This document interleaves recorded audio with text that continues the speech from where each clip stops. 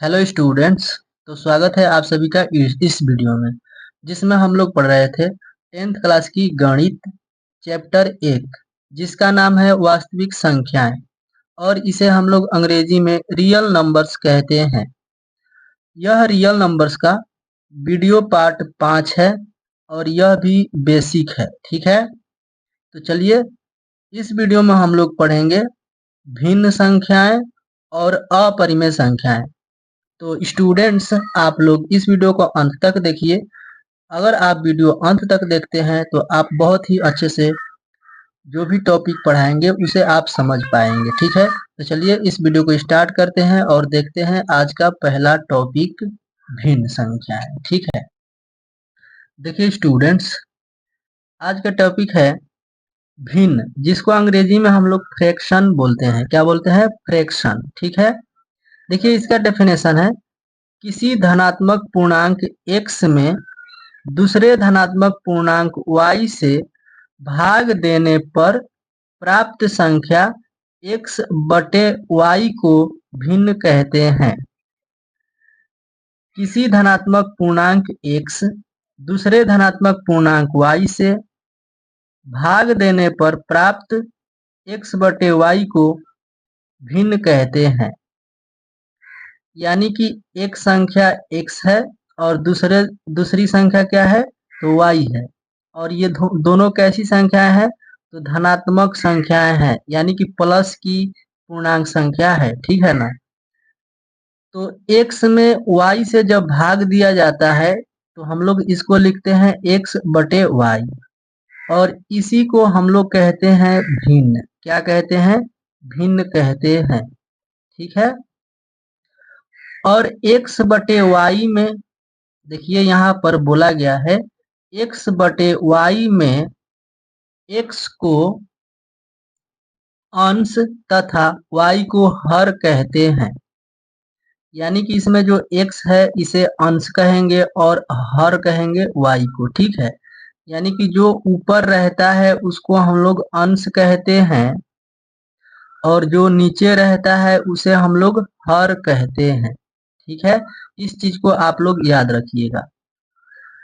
और यहाँ पर एक बात ध्यान रखना है कि दोनों संख्याएं कैसी होनी चाहिए? तो धनात्मक पूर्णांक होनी चाहिए। क्या होनी चाहिए? तो धनात्मक पूर्णांक, यानी अंश में भी जो संख्या रहेगी, हर में जो रहेगी, ये दोनों का मान जो है हमेशा धनात्मक पूर्णांक होना चाहिए।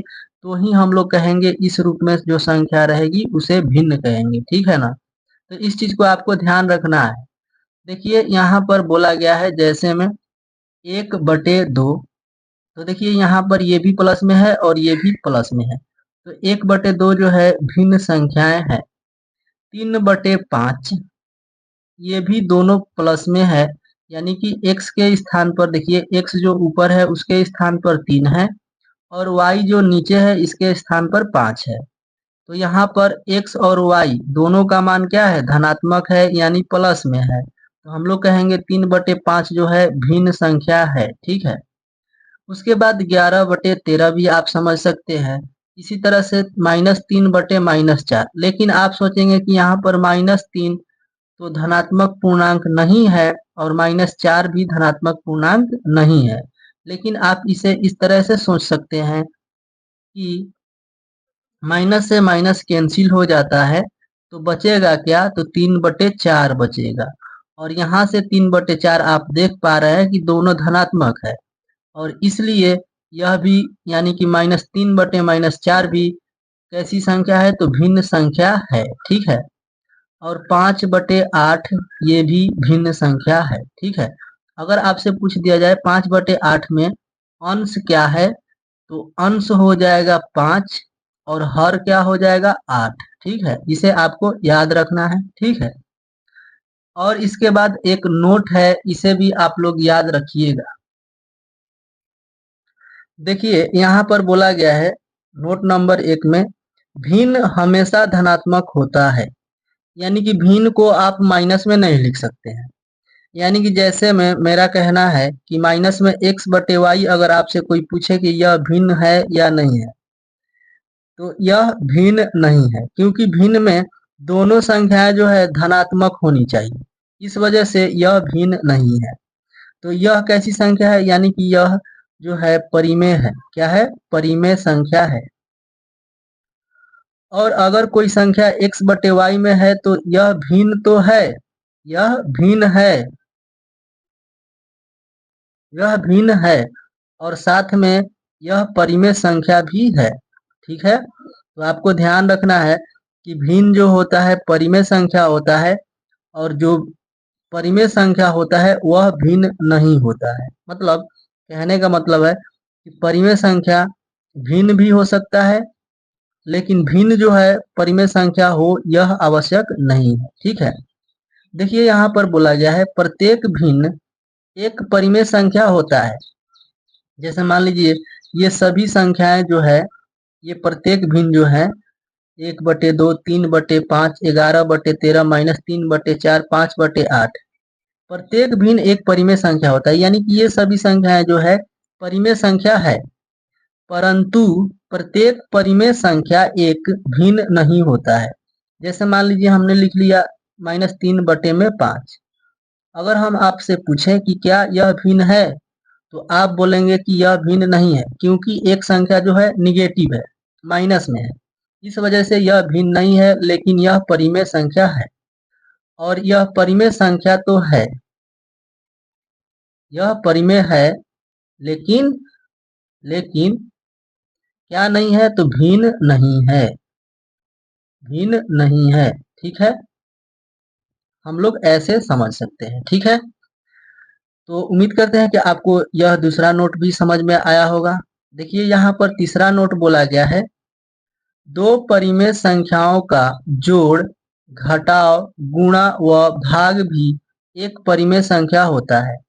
यानी कि किसी भी दो परिमेय संख्या को आप ले लीजिए, उसका जोड़ कीजिए या घटाव कीजिए या गुणा कीजिए या भाग दीजिए। ठीक है, वह सभी प्राप्त होने वाली संख्या जो होगी वह परिमेय होगी। जैसे मान लीजिए हमने ले लिया 2, 3 और एक संख्या 4 ले लिया। ठीक है, इसके नीचे भी एक होता है, इसके नीचे भी एक होता है, इन दोनों को हम लोग जोड़ेंगे। ये दोनों कैसी संख्या है? परिमेय है। तो इन दोनों को जोड़ने से क्या आएगा? 4 3 हो जाएगा 7, 7/1 अर्थात हम लोग इसको 7 कहेंगे। यहाँ पर आप ध्यान दीजिए कि 7 के बट्टे में भी तो एक है, यानी कि यह 7 जो है परिमेय संख्या है, यह भी परिमेय संख्या, यह भी परिमेय संख्या, यानी कि दो परिमेय संख्याओं का जोड़ भी परिमेय संख्या आता है। इसी तरह से 3 - 4 लिख देंगे, तो इधर 4 में से 3 घटेगा तो क्या बचेगा? माइनस का 1 बचेगा, क्योंकि माइनस में 4 जो है बड़ा है। तो 4 में से 3 घटेगा तो माइनस के 1 बचेगा, और यहाँ पर -1 के बटे में 1 है, तो ये जो है p/q के रूप में है। इस वजह से यह भी परिमेय संख्या है और ये दोनों संख्याएं भी परिमेय है। इसी तरह से 3 × 4 अगर करते हैं तो 4 हो जाता है 12, तो 12 को 12/1 लिख सकते हैं। तो यहाँ भी यह p/q के रूप में हो गया, यह भी परिमेय संख्या है। ठीक है, इसी तरह से अगर मान लीजिए 3 को भाग देंगे 4 से, तो 3/4 लिखेंगे, अर्थात 3/4, ये तो p/q के रूप में हो गया। यह भी कैसी संख्या है? तो परिमेय संख्या है। उम्मीद करते हैं कि आपको यह भी समझ में आया होगा कि दो परिमेय संख्याओं का जोड़, घटाव, गुणा व भाग भी एक परिमेय संख्या होता है। तो इस चीज को आपको याद रखना है हमेशा हमेशा के लिए। ठीक है, चलिए हम लोग अगले टॉपिक पर चलते हैं, और जो कि अगला टॉपिक है अपना अपरिमेय संख्या है। ठीक है, देखिए स्टूडेंट्स, अपरिमेय संख्या, अपरिमेय संख्या को हम लोग अंग्रेजी में इरेशनल नंबर्स कहते हैं। इसका डेफिनेशन है वैसी संख्या जो p/q के रूप में न हो, जहां p एवं q पूर्णांक हो तथा q ≠ 0 हो, उसे अपरिमेय संख्या कहते हैं। या अगर आप शॉर्ट में समझना चाहें तो जो संख्या परिमेय नहीं होती है उस संख्या को हम लोग अपरिमेय कहते हैं। इस चीज को आपको ध्यान रखना है, यानी कि जो संख्या परिमेय नहीं होगी उसी संख्या को हम लोग अपरिमेय संख्या कहेंगे। ठीक है, देखिए इसका एग्जाम्पल है, जैसे इसका नाम है पाई, इसको क्या कहते हैं? पाई कहते हैं। इसको क्या कहते हैं? पाई। ठीक है, तो यह जो पाई है अपरिमेय संख्या है। ठीक है, पाई का मान भी आपको बताएंगे कितना होता है, ठीक है। और यहाँ पर √2 जो है यह भी अपरिमेय संख्या है। पाई कैसी संख्या है? तो पाई अपरिमेय संख्या है। और √2 जो है यह भी अपरिमेय संख्या है। √3 भी अपरिमेय संख्या है। √8 भी अपरिमेय संख्या है। और इसी तरह से √10 भी अपरिमेय संख्या है। इसी तरह से और सारी संख्याएं हम लोग लिख सकते हैं, ठीक है। तो यहाँ पर हम लोग लिख लेंगे इत्यादि, ठीक है। यानी कि और भी बहुत सारी संख्याएं हैं जो कि अपरिमेय है, ठीक है। तो उम्मीद करते हैं कि आपको यह समझ में आया होगा। बोला गया है वैसी संख्या जो p/q के रूप में न हो। तो देखिए यहाँ पर, यहाँ p एवं q पूर्णांक हो, तो देखिए यहाँ पर जो है √2, क्या यह रूट में 2 जो है यह पूर्णांक संख्या होता है? तो रूट में पूर्णांक संख्या नहीं होता है। आपको पहले ही हम पूर्णांक संख्या पढ़ा चुके हैं। अगर आप लोगों ने उन वीडियोज को मिस कर दिया है तो उनका लिंक आपको इस वीडियो के डिस्क्रिप्शन में मिल जाएगा, आप वहां से पढ़ लीजिएगा, ठीक है। तो यह पूर्णांक संख्या नहीं है। अगर पूर्णांक नहीं है तो यह परिमेय संख्या नहीं है। अगर परिमेय नहीं है तो यह अपरिमेय है, ठीक है। इस चीज को आपको ध्यान रखना है। इसी तरह से √3 हो गया, √8 हो गया। देखिए √8 जो 8 है इसमें से कोई भी संख्या जो है बाहर नहीं आएगी, अर्थात हम कह सकते हैं इसे √8 को 4 गुना 2 कर सकते हैं। तो यह तो 4 है लेकिन यह 2 है, तो एक जैसा दोनों दिखाई नहीं दे रहा है। लेकिन हम लोग अगर चाहेंगे तो 2 गुना 2 हम लोग करेंगे तो ये 4 बनेगा, ये एक 2 एक्स्ट्रा हो जाएगा। तो यहाँ से बोलेंगे हम लोग कि 2 का तो जोड़ा लग रहा है, तो 1 2 बाहर निकलेगा, लेकिन इसका जोड़ा लग रहा है तो इसका जोड़ा नहीं लग रहा है। इसलिए यह जो 2 है यह रूट में ही रहेगा। तो आप बताइए कि 2 √2 क्या यह पूर्णांक संख्या होता है? तो यह पूर्णांक संख्या नहीं होता है। रूट में कभी भी पूर्णांक संख्या नहीं होता है। इसलिए हम लोग कहेंगे 2 √2 जो है यह अपरिमेय संख्या है, ठीक है। और देखिए यहाँ पर बोला गया है नोट में, कोई धनात्मक संख्या a हो तो √a या करणी a एक अपरिमेय होगा यदि a एक पूर्ण वर्ग संख्या न हो। यानी कि यह रूट में संख्या कोई भी हो, देखिए बोला गया कोई धनात्मक संख्या, यानी कि रूट में जो होगी संख्या वो धनात्मक होनी चाहिए, ठीक है। इस चीज को आपको ध्यान रखना है। जैसे में हम अगर आपको बताएं तो ध्यान दीजिए, जैसे हम मान लीजिए यहाँ पर 7 है। देखिए a के स्थान पर क्या हो गया? 7 हो गया। और हम एक संख्या और लिख लेते हैं जो कि a के स्थान पर हमने 36 लिख दिया, ठीक है। बोला गया है कोई धनात्मक संख्या a हो, देखिए यहाँ भी धनात्मक है, यहाँ भी धनात्मक है। रूट में a हो तो रूट में यह भी है। एक अपरिमेय होगा, यानी कि यह अपरिमेय होगा। कब होगा? तो यदि a एक पूर्ण वर्ग संख्या न हो, यानी कि अगर यहाँ पर a का मान जो है पूर्ण वर्ग संख्या न हो, यानी कि पूर्ण वर्ग संख्या नहीं होगा तो यह अपरिमेय होगा। अब इसका मतलब क्या है? जैसे हम देख पा रहे हैं यहाँ पर कि इस 36 में देखेंगे कि 36 जो है 6 का वर्ग होता है। कितने का वर्ग होता है? 6 का वर्ग होता है।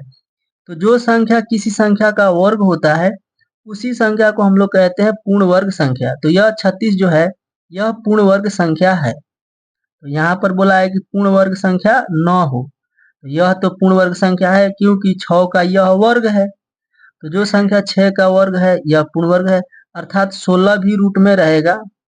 तो हम लोग बोलेंगे यह 4 का वर्ग है, अर्थात 16 जो है रूट में यह भी पूर्ण वर्ग संख्या है, ठीक है। तो यह जो है अपरिमेय नहीं है, लेकिन जो पूर्ण वर्ग संख्या न हो उसको अपरिमेय कहेंगे। यह 7 किसी संख्या का वर्ग है, तो यह 7 किसी संख्या का वर्ग नहीं है, इस वजह से यह पूर्ण वर्ग नहीं है। पूर्ण वर्ग नहीं है तो यह जो है परिमेय है, नहीं क्या है? अपरिमेय है, अपरिमेय है, ठीक है। यानी कि रूट में रहने वाली संख्या पूर्ण वर्ग नहीं होनी चाहिए, अर्थात किसी संख्या के वर्ग नहीं होनी चाहिए, ठीक है। तो हम लोग उसे अपरिमेय संख्या कहेंगे। इस चीज को आपको ध्यान रखना है, इस नोट नंबर 1 को याद रखना है, ठीक है ना। देखिए अगला एक और नोट है जो कि यह कुछ खास नहीं है लेकिन आपको ध्यान देना है, ठीक है। देखिए इसमें बोला गया है पाई एक अपरिमेय संख्या है। इसको क्या पढ़ते हैं हम लोग? तो पाई बोलते हैं। पाई एक अपरिमेय संख्या है जिसको 1700 ईस्वी के अंत में लैम्बर्ट तथा लेजांड्रे ने सिद्ध किया तथा पाई का मान उन्होंने बताया 3.1515 डॉट डॉट डॉट इत्यादि। मतलब और भी आगे दशमलव के बाद और भी आगे संख्याएं इसमें चलती जाएगी, जिसका अता पता नहीं लगता है कि कहाँ जाके यह समाप्त होगा। ठीक है, तो इसलिए इसे हम लोग पाई को, यानी कि इसलिए पाई को हम लोग क्या कहते हैं? अपरिमेय संख्या कहते हैं। दशमलव के बाद जिसका अता पता नहीं लगता है कौन कौन सी संख्या आने वाली है, इसलिए हम लोग उसे अपरिमेय बोलते हैं। तो यहाँ पर पाई भी कैसी संख्या है? तो अपरिमेय है। और यह दशमलव में जो संख्याएं लिखी गई है यह भी अपरिमेय संख्या है। ठीक है, जब हम आपको दशमलव का टॉपिक पढ़ाएंगे वहां पे आपको क्लियर करा देंगे कि कौन सी संख्या जो है दशमलव की परिमेय होती है और कौन सी संख्या अपरिमेय होती है। ठीक है ना? तो आप लोग इस चैनल पर बने रहिए और उम्मीद करते हैं कि आपको यह टॉपिक भी बहुत ही अच्छे से समझ में आया होगा। तो अगर आपको यह वीडियो पसंद आया है तो इस वीडियो को एक लाइक कर दीजिएगा और एक प्यारा सा कमेंट। अगर फिर भी किसी तरह का डाउट रहता है तो आप लोग कमेंट जरूर कीजिएगा, जिसका जवाब हम आपको विस्तार से कमेंट में ही देने का प्रयास करेंगे। तो इस वीडियो में इतना ही। आप लोग इसका स्क्रीनशॉट लेना चाहते हैं और अपना नोट्स तैयार करना चाहते हैं तो इसका स्क्रीनशॉट ले लीजिए। Thank you.